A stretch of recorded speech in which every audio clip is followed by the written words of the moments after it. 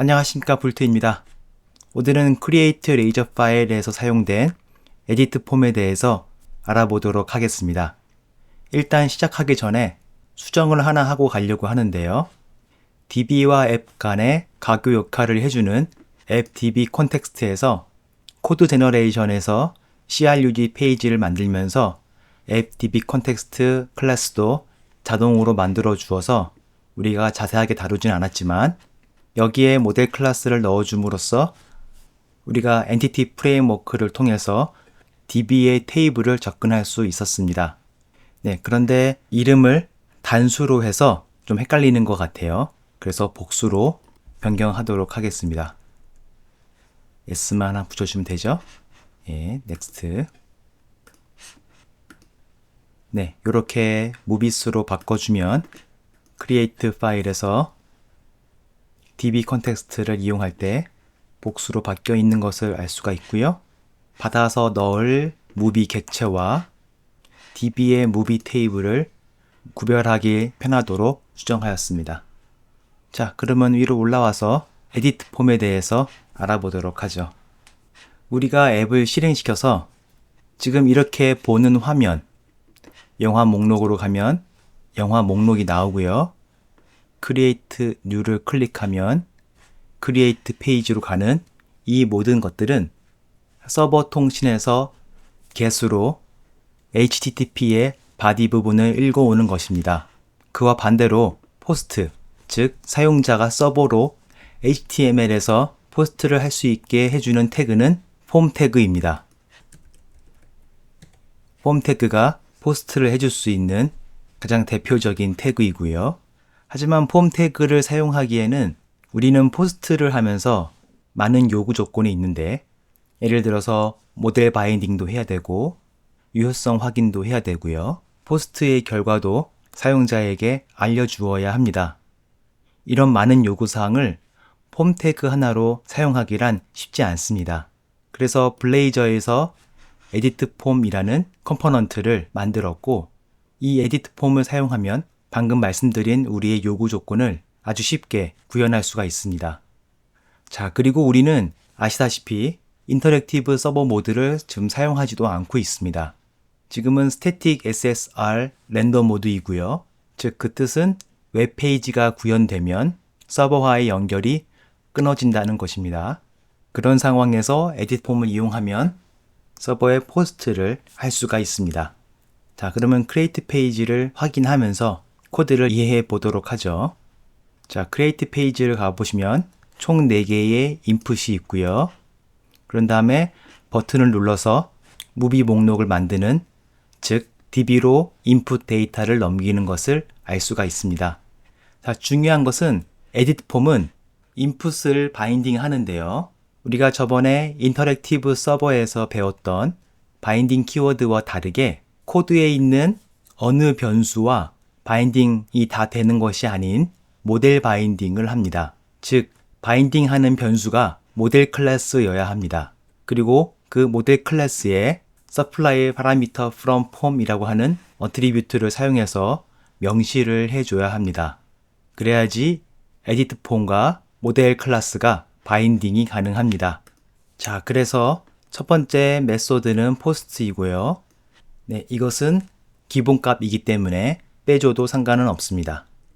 그리고 우리가 쓸 에디트 폼을 통해 모델 바인딩을 할 객체는 무비라고 명시해 줘야 되고요. on build submit이라고 있는데요. 에디트 폼에는 on submit도 있고요. on invalid submit도 있습니다. on submit은 submit 버튼을 클릭하면 그냥 묻지도 따지지 않고 submit과 연결된 메소드를 실행하는 거고요. onBuild submit은 submit 버튼을 클릭하면 메소드를 실행하기 전 지금 들어온 무비 객체가 유효성에 맞는지, 즉 타당성 검증을 한 다음 통과하면 실행합니다. onInvalid submit은 반대로 통과하지 않으면 실행할 메소드를 연결해 주면 됩니다. onBuild submit을 사용했다는 것은 add movie를 하기 전에 지금 사용자가 서버에게 보내는 이 데이터가 우리에게 맞는 데이터인지 확인하는 과정이 있다는 거고요. 우리는 무비 클래스를 만들 때 데이터 어노테이션을 통해서 어트리뷰트를 추가해 주었습니다. required를 사용해서 타이틀과 릴리즈 데이트 그리고 장르, 가격은 꼭 필요하다 라고 무비 모델 클래스에 유효성 필터를 걸어 놓았습니다. 그렇기 때문에 에디트 폼에서 데이터 어노테이션 밸리에이터 컴포넌트를 추가시키면서 밸리데이션을 사용할 수 있게 됩니다. 한번 확인해 볼까요? 자, 무비 페이지로 가서 타이틀 빈 공간을 놔두고요. 장르 놔두고요. 프라이스는 기본값이 0원이네요. 크리에이트를 누르면 맨 위에 유효성 확인을 통과하지 못한 두 개의 인풋 태그에 대해서 나오고요. 그리고 각 인풋 태그마다 밑에 경고 표시가 나타나게 됩니다. 그리고 부트스트랩 인풋 UI에 빨간 줄이 생겨나기도 하네요. 자, 경고 문구는 기본 경고 문구가 들어가는데 우리가 커스텀 할 수 있습니다. 한번 바꿔보죠. 무비 클래스로 가서 required로 한 다음에 가로를 추가하고 라이더에서 자동으로 코드를 만들어주네요. 에러 메시지를 사용하면 되는데요. 에러 메시지는 한글을 사용해 보도록 하겠습니다. 그리고 장르도 똑같이 에러 메시지를 사용해서 그리고 수정하는 김에 릴리즈 데이트의 기본값인 날짜가 들어가는데요. 기본값을 오늘 날짜로 해주도록 하겠습니다. 자, 그러면은 모델 클래스에서 바로 데이트 온리, 데이트 타임 나우를 이용해서 날짜만 가지고 왔습니다. 자, 그럼 다시 서버를 실행해서 잘 적용됐는지 확인해 보도록 하겠습니다. 자, 크리에이트 페이지로 가보죠. 자, 그러면은 릴리즈 데이터도 오늘 날짜로 기본값이 바뀌어 있는 것을 알 수가 있고요. 타이틀 다시 넣지 않고 장르 넣지 않고요. 크리에이트를 누르겠습니다. 자, 이러면은 에러 메시지 서머리가 나오고요. 각 인풋 값에 에러 메시지가 우리가 설정한 한글로 나오는 것을 알 수가 있습니다. 인풋 태그에 에러 메시지가 나오니 서머리 항목은 없어도 될 것 같습니다. 서버를 끄고 크리에이트 페이지로 와서요. 바로 에디트 폼에 가시면 밸리데이션 서머리 요 컴포넌트가 서머리 에러 메시지를 나타내는데요. 지우도록 하겠습니다. 지우고 다시 확인을 해보면 이제 서머리 에러 메시지는 안 나오는 것을 알 수가 있습니다. 자, 에디트 폼의 나머지 기능을 또 알아가 보죠. 그 다음에 폼 네임이 있습니다. 폼 네임에 크리에이트로 되어 있고요. 폼 네임은 한 페이지에서 한 컴포넌트 안에서 에디트 폼을 여러 개 사용하고 그에 맞춰서 모델 클래스도 여러 개가 있을 경우에 에디트 폼과 모델 클래스를 명시적으로 연결시켜 주기 위해서 사용합니다. 지금은 에디트 폼도 하나, 모델 클래스도 하나이기 때문에 기본값으로 연결되어서 폼 네임은 굳이 필요 없지만 그래도 명시적으로 사용한다면은 supply parameter from form attribute에서 가로를 만든 다음에 폼 네임 그리고 create 이렇게 해주시면은 명시적으로 에디트 폼도 폼 네임을 사용하고 그리고 모델 클래스도 폼 네임을 사용해서 명시적으로 연결시켜 줍니다. 자, 그리고 enhance 기능은 정말로 멋진 기능인데요. 지금 이 create 페이지 같은 경우에는 add movie 메소드를 통해서 데이터베이스에 저장을 하고 나서 다시 무비 목록 페이지로 가기 때문에 별 상관이 없지만 이 페이지 안에서 에디트 폼이 사용되고 UI가 변경된다면 인터랙티브 서버 모드가 아닌데도 불구하고 인핸스 기능을 통해서 UI가 업데이트 됩니다. 나중에 웹앱을 만들다가 인핸스 기능을 사용할 일이 있으면 그때 다시 자세하게 말씀드리도록 하겠습니다. 자, 그런 다음에 데이터 어노테이션 발리데이터 컴포넌트는 이 컴포넌트가 있어야지 유효성 검사가 기능을 발휘합니다. 자, 그런 다음에 4개의 인풋을 받는 div 그룹이 있고요. 다 같은 구성으로 되어 있는데 라벨과 인풋, 밸리데이션 메시지 이렇게 구성이 되어 있습니다. 하나만 대표로 보시죠. 자, 라벨은 타이틀, 인풋에 라벨을 다는 거고요. 그리고 에디트 폼에서는 일반 인풋 태그를 사용하는 게 아니라 에디트 폼과 짝으로 사용이 되는 몇 가지 블레이저의 컴포넌트들이 있습니다. 텍스트 같은 경우에는 인풋 텍스트가 있고요. 그리고 날짜 같은 경우에는 인풋 데이트, 숫자 같은 경우에는 인풋 넘버가 있습니다. 그래서 데이터에 맞추어서 인풋 컴포넌트를 사용하셔야 합니다. 타이틀은 스트링이기 때문에 인풋 텍스트를 사용했고요. 여기서 가장 중요한 것은 바인드 밸류 키워드입니다.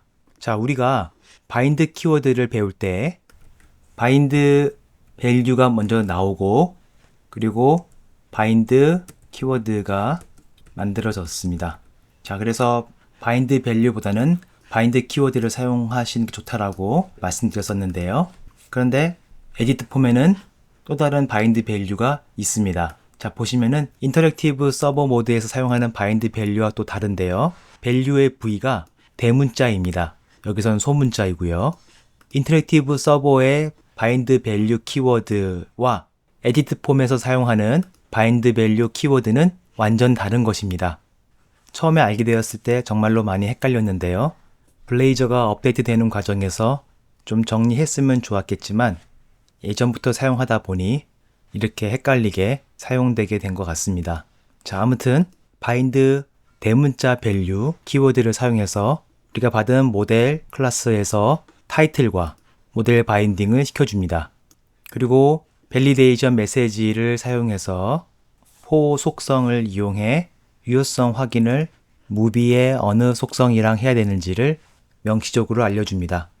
자, 릴리즈 데이트도 같습니다. 인풋 데이트 컴포넌트를 사용하고요. 바인드 밸류 키워드를 사용해서 무비의 릴리즈 데이트 속성과 바인딩을 시켜주고요. 똑같이 유효성 확인을 연결시켜 줍니다. 장르도 마찬가지이고요. 가격도 마찬가지입니다. 자, 그런 다음에 버튼을 통해서 타입을 서밋으로 해서 onBuild 서밋이 add movie가 실행될 수 있도록 합니다. 자, 그러면 마지막으로 오늘 우리가 알게 된 에디트 폼을 통해서 실제로 데이터를 DB에 포스트를 해보도록 하겠습니다. 자, 다시 앱을 실행시킬게요. 자, 영화 목록으로 가서 Create New를 누르고 타이틀은 대부 2편을 넣으려고 합니다. The Godfather 2 그리고 릴리즈 데이트는 1974년 12월 12일입니다. 그리고 장르는 크라임, 가격은 15,000원으로 할게요. 다시 한번 장르를 빈 공란으로 남겨보겠습니다. 잘 작동하는지요? 크리에이트 누르면 장르는 필수 항목입니다 라고 뜨네요. 다시 크라임을 넣고 크리에이트를 누르겠습니다. 네. 자, 그러면은 유효성 검증을 끝낸 에디트 폼에서 add movie 메서드를 실행시켜서 DB에 저장하고 그리고 다시 영화 목록 페이지로 돌아왔습니다. 자, 그럼 확인해 봐야죠. 보시면은 맨 마지막에 더 갓파더 2편이 들어간 것을 확인할 수 있습니다. DB도 한번 확인해 보죠. PG 어드민으로 우리 데이터베이스의 테이블에 무비로 가서 모든 자료 보기를 클릭하면 자, 마지막에 아이디는 22로 더 갓파더 2가 들어와 있는 것을 확인할 수 있습니다. 자, 제가 한번 테스트하고 지워서 21번은 없고 22번으로 들어와져 있네요. 네, 오늘은 여기까지 하도록 하겠습니다. 자, 오늘은 에디트 폼 컴포넌트를 통해서 사용자가 서버로 데이터를 보내는 하나의 방법을 알아보았습니다. 에디트 폼을 이용하면 모델 바인딩과 유효성 확인을 아주 쉽게 할 수 있는 것을 알 수 있었고요. 블레이저에서 상당히 많이 사용하니 꼭 알고 넘어가셨으면 좋겠습니다. 다음 시간부터는 인증 파트로 넘어가도록 하겠습니다. 감사합니다.